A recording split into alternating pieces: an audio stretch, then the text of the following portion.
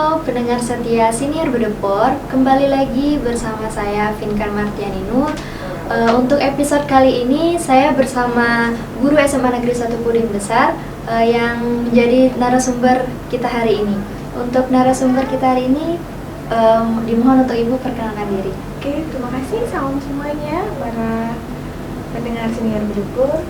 Perkenalkan, saya salah satu guru dari sekian banyak guru yang ada di SMA Negeri 1 Puding Besar.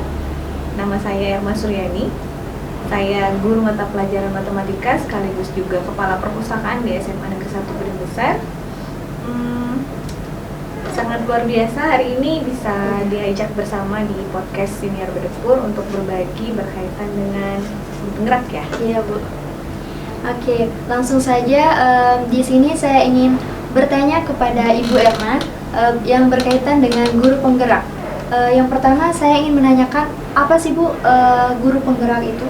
Iya, guru penggerak itu salah satu program dari sekian programnya yang digulirkan oleh Mas Menteri kita Pak Nadiem Makarim berkaitan dengan Merdeka Belajar. Jadi guru penggerak itu diharapkan menjadi pemimpin pembelajaran.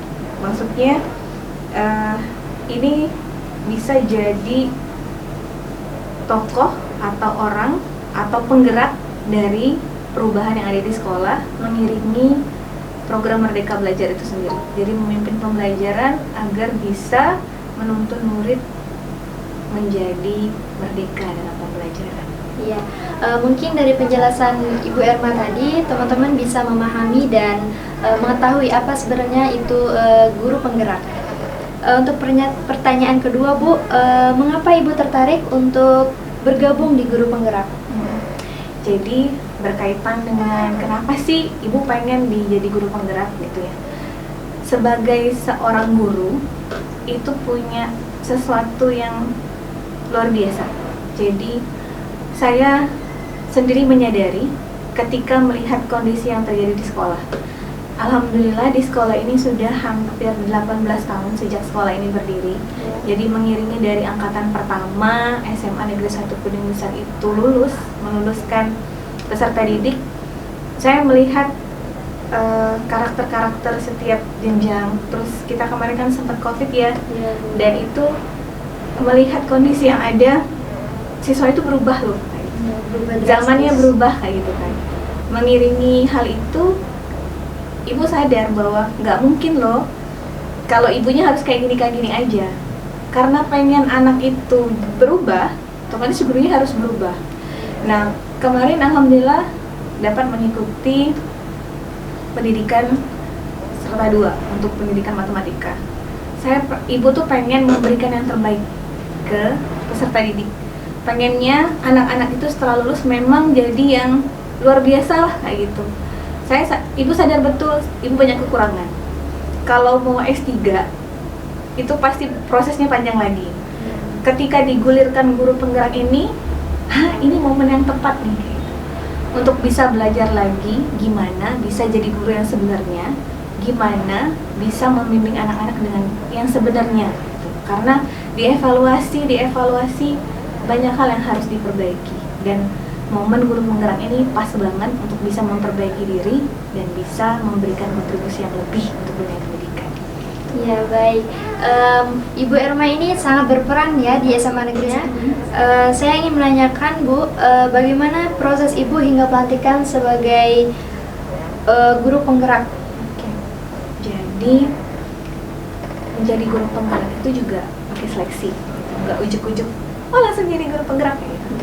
Jadi ada prosesnya. Pertama itu kita daftar dulu. Jadi setiap guru itu punya yang namanya SIM PKB. Jadi setiap guru itu punya satu wadah yang itu berkaitan dengan pengembangan keprofesionalan guru. Nah, di SIM PKB kita daftar dulu. Kita ngedaftar dulu Jadi ada bedanya sih sebenarnya. Kalau biasanya itu program-program pendidikan itu biasanya dicari sekolah yang udah gede misalnya itu, udah bagus, guru-guru yang udah punya prestasi misalnya itu. Nah, program guru penggerak ini enggak. Jadi semua guru ketika dia punya status sebagai guru dan dia berkeinginan untuk mau melakukan perubahan, maka dia bisa ngikutin. Nah, kita daftar dulu di SIM PKB. Udah daftar, itu ngisi esai. Jadi diseleksinya bukan ya udah ini kayak gitu. Bukan hanya mendaftar saja. Jadi pakai seleksi esai dulu. Ada tahap 1. Itu tahap 1 itu kita ngisi, bercerita tentang diri kita. Kenapa kita bisa jadi guru penggerak? Kenapa kita pengen jadi guru penggerak? Kira-kira kelebihan, ngeriset sendiri ya kayak gitu. Menyadari potensi diri itu di mana aja. Nah, diisi itu. Udah seleksi tahap 1 ternyata lolos. Seleksi tahap 2 kita free teaching. Jadi kita praktek mengajar dalam waktu yang singkat. Kalau kita biasa ngajar di kelas itu sampai 45 menit, ini harus hanya dalam 4 menit saja itu bisa menggambarkan pembelajaran yang ada di kelas kayak gitu. Habis itu wawancara. Jadi setelah itu wawancara lagi. Selesai wawancara barulah diumumkan. Nggak langsung jadi guru penggerak, kita pakai proses. Kalau di tahap awal itu kan ada berapa angkatan ya? Ibu angkatan kelima.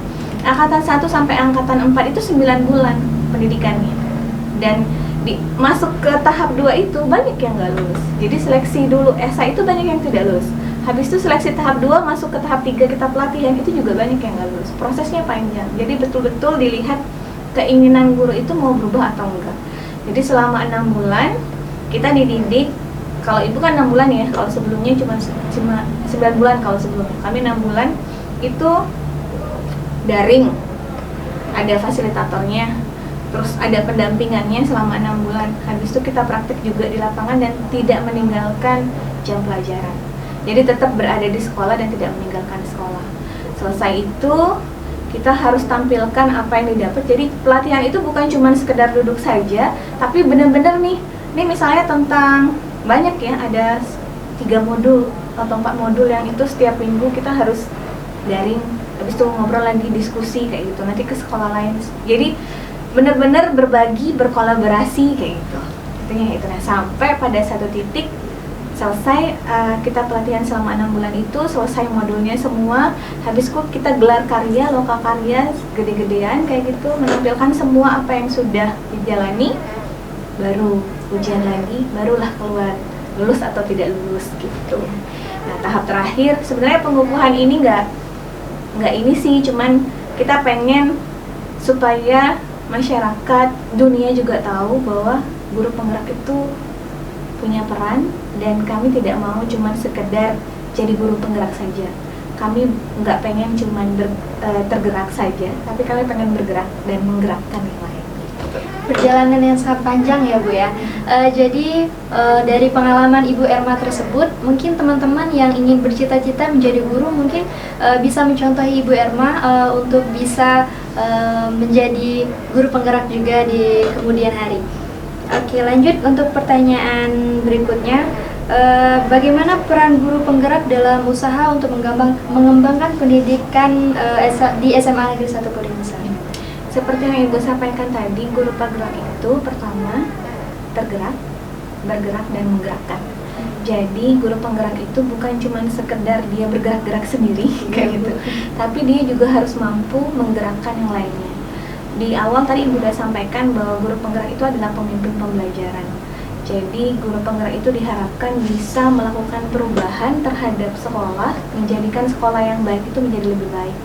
Banyak hal sih sebenarnya, karena kurikulum itu bergerak sesuai dengan perubahan, seperti yang dikatakan oleh Ali bin Abi Thalib, bahwa kita untuk menyampaikan pendidikan itu harus sesuai dengan perkembangan zaman. Nah, ini sebenarnya yang kaidah yang disampaikan dalam guru penggerak ini kan berkaitan dengan Ki Hajar Dewantara, dan konsep Ki Hajar Dewantara itu sebenarnya sejalan. Jadi bagaimana mendidik atau menuntun siswa itu supaya mereka bisa memunculkan kelebihan dari mereka, gitu. Memerdekakannya maksudnya di situ, bukan berarti bebas kayak gitu ya. Jadi maksudnya diharapkan guru penggerak itu bisa melakukan perubahan yang itu bukan dirinya yang harus melukis. Kalau bahasanya Pak Ki Hajar Dewantara itu, setiap murid itu punya kanvas masing-masing yang mereka sudah punya lukisan dirinya, lukisan positif dan negatif. Setiap siswa, setiap murid itu sudah punya. Jadi bukan guru yang melukiskan di sana, tapi siswa itu sendiri yang melukiskan. Jadi peran guru penggerak itu bagaimana bisa agar siswa itu terdorong dengan sendirinya dia melukis sisi yang positifnya, menebalkan gambar-gambar yang indahnya dan menyamarkan sisi-sisi negatif. Banyak hal sih yang mau dikembangkan kayak gitu kan ya, banyak hal lah. apalagi sekolah kita yang ini itu luar biasa perkembangannya. Dan ibu yakin walaupun kita berada di dalam tanda kutip kita berada di kampung kayak gitu, tapi bukan berarti kita tidak bisa menembus batas gitu. Oke, mungkin penjelasan Ibu Erma tadi teman-teman bisa memahami apa yang sudah Ibu Erma jelaskan. Lanjut saja Bu untuk pertanyaan terakhir. Harapan Ibu kedepannya untuk bisa harapan Ibu kedepannya untuk Ibu sebagai guru penggerak dan sekolah kita. Harapannya Ibu sebagai guru penggerak itu bisa betul-betul menggerakkan. Pada dasarnya setiap orang itu punya kontrol diri masing-masing. Jadi ibarat kata nih tangannya genggam dengan sesuatu, kita mau melepaskan atau mau genggam itu tergantung pada diri kita masing-masing. Nah, tapi bagaimana supaya apa yang kita genggam itu benar-benar hal yang baik, dan apa yang kita lepaskan itu bagaimana hal-hal yang memang tidak perlu kita genggam, itu tergantung pada diri dan kontrol masing-masing.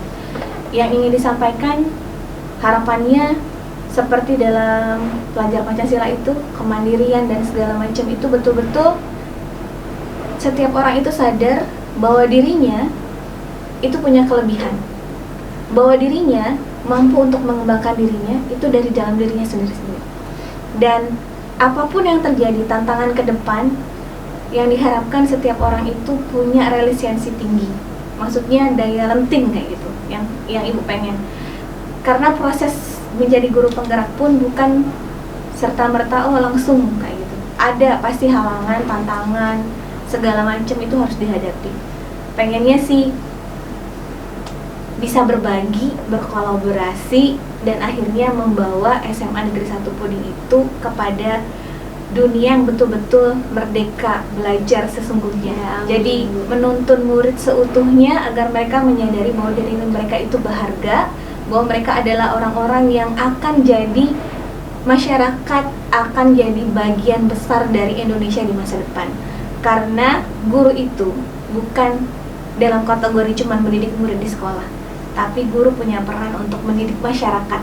Dengan berarti seperti itu, peran dan tanggung jawab guru itu luar biasa untuk keberadaban bangsa dan keberadaban Indonesia. Oke, terima kasih Ibu. Sekarang kita sudah di penghujung podcast hari ini.